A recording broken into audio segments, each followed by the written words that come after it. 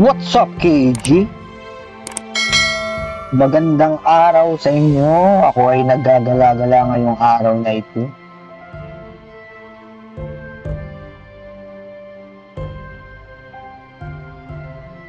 At ang ating re-reviewin ngayon ay ang ating bag na naka-gloves. Naka-gauntlet type na bag. Kung nagtataka kayo bakit wala ako sa main city, naihi kasi ako eh. Kaya umihi muna ako. Kaya kasi doon daming tao. Kaya pumunta muna ako dito sa may ilog. Naghahanap-hanap tayo ng pwede nating maispatan. Ang lawak niya guys, no? Yung mismo ano yun. Malit pa lang yung map pero para sa akin na ginagawa mo dito. Ha? Ano? Ito dito. Ano yung tinatago mo ha? Ano? Ha? Dito may tropa na ako. Si Agnya. Nagawa mo dyan ha? Nice ka ha? Ano? Tayo dito. Taka uy. Naglaro eh no? Nilaro. Laro na, nilalaro pa eh. Ano ka dito? Ano tayo dito? Ano dito? Ano gagala rin siya oh. Ano ba mo ha? Si Agnya. Ano mo, ha? Ha? Shoutout sa'yo, Agnya. Putipot ka pa, ha? Yung lang dito, walang mga chat-chat, no? Walang social. Ayun. Panis. Bahala ka dyan. Makasaksakin ako nun, nakatago yung patalim niya dun sa likod, eh. Ano tayo nun? Suntukin ko sana eh. May nag-bablog dito eh. Abala yun ah. Okay na. So ang ating di-discuss ngayon ay ang bag Axie. So kanina pa ako naglalaro. Titingnan ko ano magandang build. So hindi effective yung puro bag na skill eh. Kasi hindi siya malakas yung damage niya, kaso ang problema, pagdating dun sa mismong laban na, hindi nga ako mabuto sa ibon, gawa ng poison. So, binago ko, guys. Siyempre, pangit naman kung tayo nang magdi-discuss tayo nung hindi naman umaabot dun sa target natin. So, ang gamit kasi natin ngayon ay ang ating Nectar Gauntlet. So sa Nectar Gauntlet, nakachamba tayo ng may percentage na increase sa strength at saka dexterity, may additional strength at saka dexterity, saktong-sakto para doon sa Gauntlet. Bakit? Bukod doon, may physical attack at saka critical damage pa. Ngayon, yung skill ng Nectar Gauntlet, yung normal skill niya is yung tap-tap. Attack 2 hits, deal 0.5 ng strength plus dex, physical damage to the target. And kung kukumpitin mo, kung nasa 300 ang strength at dexterity ko, so kalahati nun is 150 ang damage. Tapos send home yung kanyang ultimate, ang kanyang SS. So times 3 naman ang strength plus dex. Damage to all enemies, hit stun enemies, and destroy environment. Grabe, destroy environment talaga. Titingnan nga natin kung makaka-destroy talaga ng environment ito sa send home, no? Parang siya eh, parang Asura type na Axie. Parang nun. Kung kukumpara lang naman sa legendary MMORPG na Ragnar. So, ganun pa rin yung ating mga weapon ay kulay pula na. So, ito may dagdag na match HP. Wala naman kasi hindi pa ako nakakapag-roll ng di pa tayo siniswerte guys sa mga armors eh. Pero meron na rin dito meron na rin yung dexterity, may plus percent. So mapapakinabangan nyo na tsaka may mga defense. Medyo pakunat ito. May willpower, magical attack. Parang hindi siya bagay dun sa ating sa ating Axie. So once na nag-roll kayo ng armors, ng helmet, tsaka ng shoes. At ganito yung gamit nyo bag. So mas maganda pa yung mga gagawa ninyo, mas makunat. Tapos pagdating dun sa skill, so binago ko Nutcracker na talaga yung original niyang ano, pero hindi, binago ko to kanina, ginawa kong pincer. Nga lang yung pincer, pag inatake siya ng kalaban, na-stun. So, ginamit ko, so, ang ganda sana kasi double stun sana. Kaso, hindi talaga tumatagal sa poison. Wala siyang regen, wala siyang ganun. Kaya pinalitan ko siya, ang baba ng survivability niya. Tapos, yung para sa ating horn, ay dual blade. So, yung dual blade, 0.5 ng strength tsaka dex. Physical damage 2 times to the nearest enemy. Kaya each hit has 20% chance to apply 1 bleed stack. So, damage overtime din yan kada galaw ng palalaban. Saglagay din tayo ng Bidens. Although mababa yung will at saka int natin, support lang naman ito para mapanatili natin yung ating heal, yung ating buhay once na bumaba yung ating kasi naman tayo naka-fury naman so aasahan natin yung fury para mapuno yung ating buhay. Tapos yung leaf, wala na akong mapili dun sa buntot kakunti pa yung mga parts. So while below 50% HP, apply 4 leaf, so heal din ito. O titingnan natin kung mag-a-apply yung leaf dito sa ating active. Pag hindi, magre-reroll tayo. Pwede natin baguhin itong Bidens will in or itong potato leaf para sa support ng ating bag, no? Kahit lagyan natin yan siya ng shield pagdating kasi sa sa mismong mga poison, ang lakas ng damage. Yun siya, pag umabot ng 24 yung stock ng poison, wala na hindi na siya makabawi ng buhay. Kaya baka Bidens is stay natin to pang survive lang sa poison, tapos tingnan natin itong potato leaf kung magiging effective din sa obserbahan natin, ha? Yun. So, ang ating stats ngayon ay stretch 177, dexterity 124, intelligence 39, at saka willpower na 97. Testingin na natin siya. Punta tayo sa ating combat. Let's go, combat. Tingnan natin kung gagana ng potato leaf. Nakalimutan ko paano gagana yung potato leaf. Pag inatake pa tayo, 30 na kasi nakakalimutin na tayo, guys. So, tingnan natin kung mag-generate tayo ng leaf. Pag hindi tayo nag-generate ng leaf, papalitan mo. Kita nyo? Kita nyo yung damage. Hindi pa siya nagaan. Hindi makabawi yan. Ito yung sinasabi ko dito ako hirap na hirap kanina Dito pa lang hirap na hirap na siya. Kaya sabi ko, parang ang pangit naman content nun na hanggang dito lang, patay na. So, binago lang natin ang konti. Gusto ko sana mangyari, puro bug. Kaso, wala. Yun kung na-destroy daw ba? So, yun nagkalit tayo. Tama na tayo ng leaf. So, ang lakas ng regen ng leaf. Ang lakas ng regen ng leaf. Okay siya, okay yung leaf. No? So, continue siyang regen.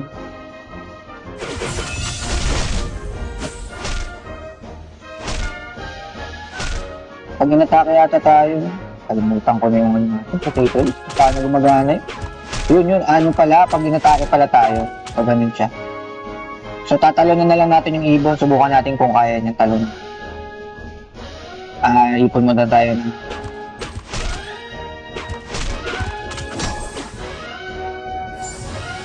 More! Yan, ipon muna tayo nito. So, talunan natin yung ibon. Yun, so na-stun yung ibon. Yun, so kaya.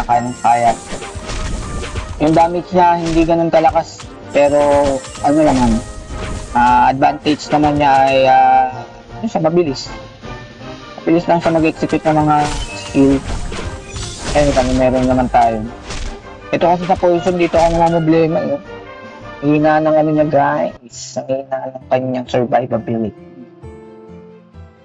Subukan natin ulit palitan ng parts. So sa mouth siguro hindi na natin papalitan yung mouth. Ang palitan natin ay yung potato leaf, no? While below 50% HP kasi meron na tayo nito will plus ink. So palitan natin tong buntot. Cooldown reduction. Hindi pa tayo ba? Grass snake.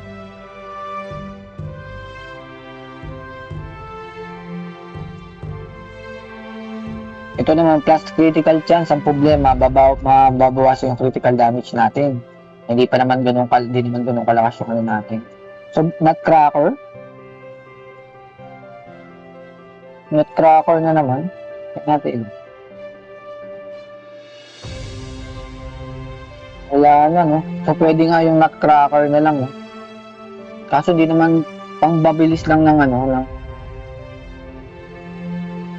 pampabilis lang ng ano yun eh, ng range. Pwede, no? Pwede.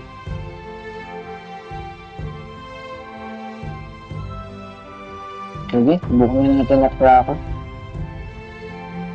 Uy, nag-ano tayo, nag-lag. Valid part ID. Okay.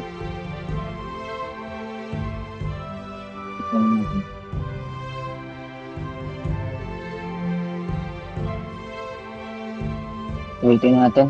Nag-lag. Kanina pa kasi ako pa ano rito, tinitingnan ko talaga yung magandang part. So, Nutcracker na lang tayo. Ang post fight kasi after receiving forward supply pedals, cards, and hindi. As receiving dodge, hit. Down.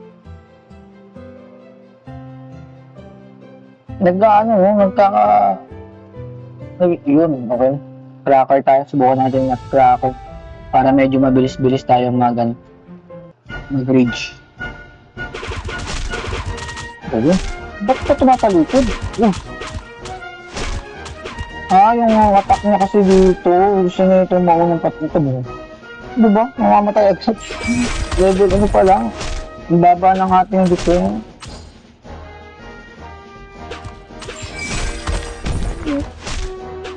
Baba ng ating defense.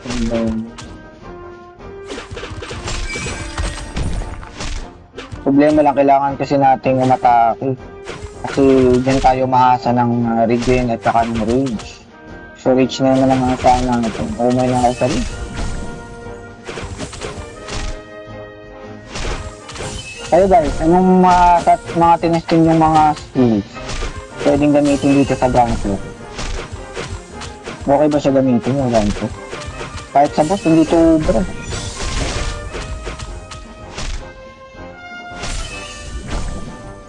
You know, 16 mo. Diyan ako nagkakaproblema yun. Tapos diba, nawala na yung ating Biden Sandy, yung sa potato leaf. Ayun, yun na problema ko yan. Yeah. Sinasabi ko guys, tinanggal ko lang yung potato leaf. Gee. So, kailangan talaga naka-potato leaf siya. Plus na, balik natin yung potato leaf, tapos palitan natin yung ating back.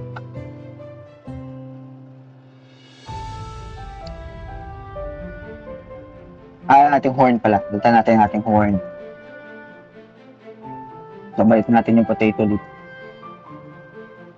Kailangan talaga mag-survive tayo. So, sa horn, strawberry shortcake tayo. Lowest HP. Yan, parang yung ating kagaya ng ating planta.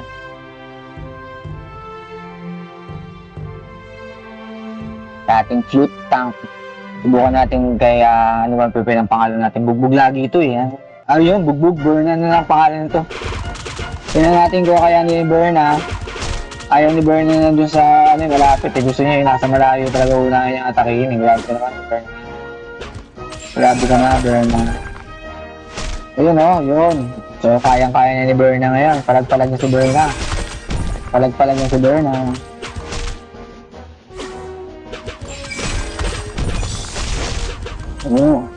Palag-palag na si Berna. Yan na nga, sinasabi ko. Effective talaga yun yung part na yun. Ako na talaga siya. Wala na, puro ganito na lang siguro gawin ko. Diba? Gusto ko sana yung may poison na nagaan. Pero sunod natin yan, susunod natin. Tingnan natin, subukan natin yung sa doon bukas. Kasi balance yun doon Tingnan natin kung uubra sa doon yung build. Poison na build.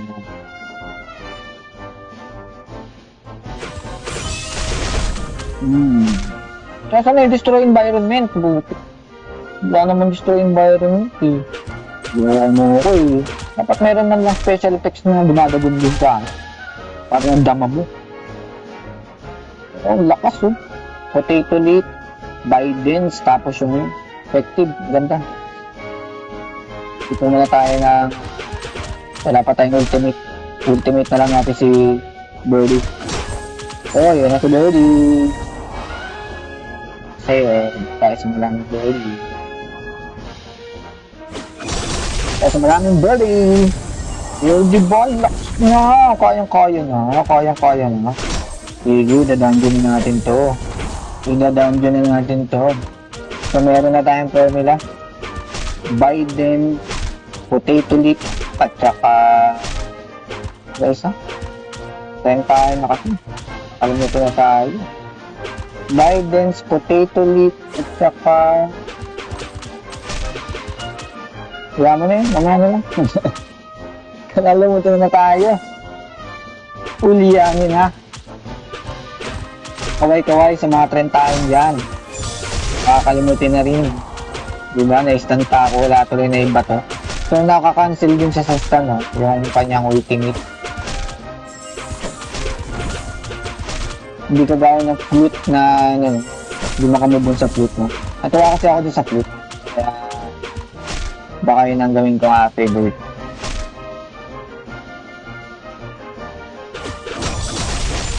Boom! O bakit siya hindi na-stun? Bakit ako lang na-stun?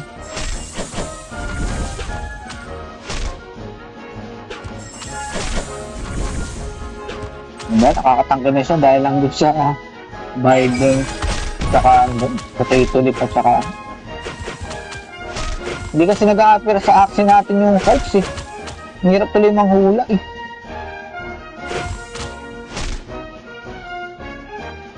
Tsaka strawberry cake, yun. Yan. Ginagamit ko pa naman yun sa origin, strawberry cake. Kalimutan ko pa. O diba ba't siya hindi na-stun? Bakit ako na-stun? Ba't ganun? Ba't ka ganun? Papi. Medyo humina yung damage niya, no? Siguro ito magiging problema natin sa dungeon, yung oras ng pagtapos natin ng ano, diba? Tumalon sa gitna. Wala pala akong SS. Wala pala akong SS. Wala pala akong SS. Wala pala akong ultimate. Wala pala akong ultimate, guys. Wala pala akong ultimate. Patay sa poison. Ngayon lang. Testing natin. Sa dungeon. Kung uubra ba si Abugbog? Abugbog Berna. Let's go, Abugbog. Abugbog Berna. Diba yun ang problema? Mahina ang damage yun. Diba? Tapos hindi pa siya pinatama. Ano ba yan? Kung saan ako malapit, dun siya talaga sa malayo, lumapit na. Ano, kanyari ano? Yung kung saan ako malapit, saka ano eh. Okay? Parang malakas ba yung damage sa kanya na pag-reach? Meron din bang ba? Grabe namang damage. Manghina ng damage natin. So talo tayo sa oras dito. Ano to? Mukha nga Abugbog talaga ako dito. So tamang-tama pa lang pangalan nito. Si Abugbog. Ba't ganun? Ang lapit talaga sa isang aksi, ba't ayaw mong pinipili mo pa rin ito? Bakit siya pa rin ang pinipili mo?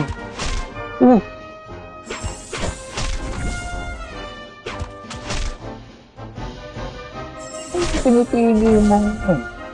Ayaw nga nasa iyo. Si Abugbog, Berna. Berna talaga, namintindihan si Berna eh. Bugbog na tayo, Berna. Wala na tayong oras, Berna. 1 minute na lang. 14 pa. Patay tayo dyan, Berna. Isa mo, Berna. Kahit isa mo level lang, Berna. Kaya mo.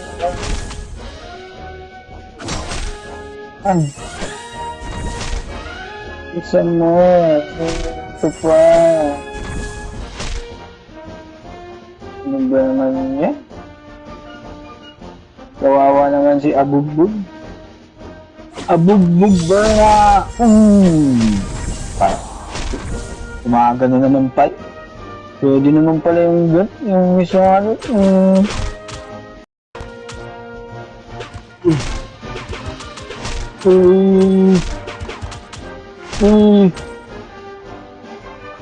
Abugbog yun. Tayo. Yeah, let's go.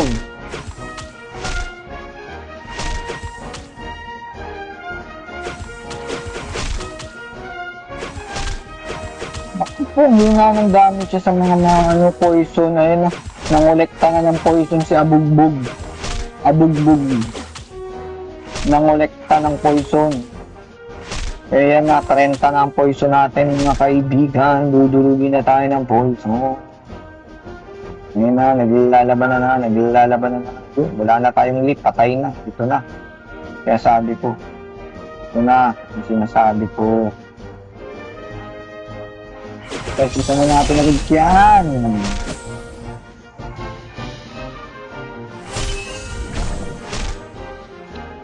Patay tayo dyan. Naku po, agad pa dumakman. Patay tayo. Tawag pa ng ano? Tawag pa ng mab.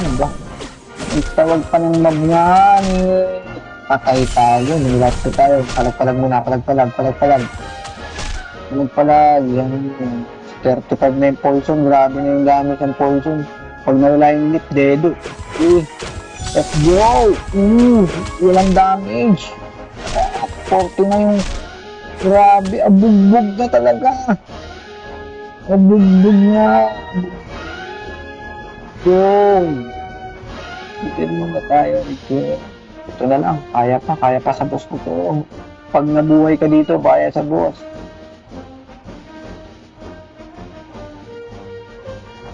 Pumapalag ng potato leaf. 40 na, panis. 40 na ang poison ni Abugbog. Abugbog na.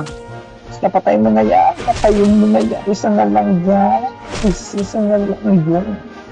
Babot din sa boss. Nakakiras oh. Gusto yung kiras? Walang buhay. Alis muna tayo. Walang buhay tayo.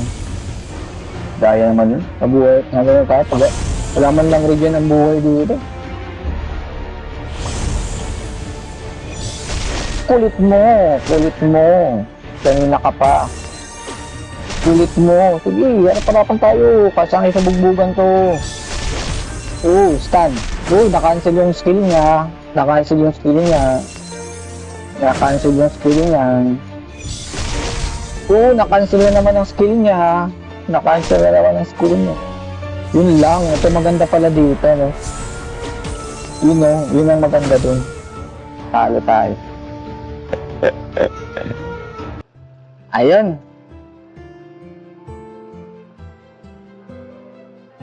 So, ano masasabi nyo dito sa ating bugbog kay Berna? Okay ba siya gamitin? Okay ba siya sa playstyle nyo? Siguro pag lumabas pa ibang parts ng ating mga axis, may improve pa natin itong ground ulit. No? So maraming salamat sa inyong panonood guys. Kita-kita na tayo sa arena. Game on!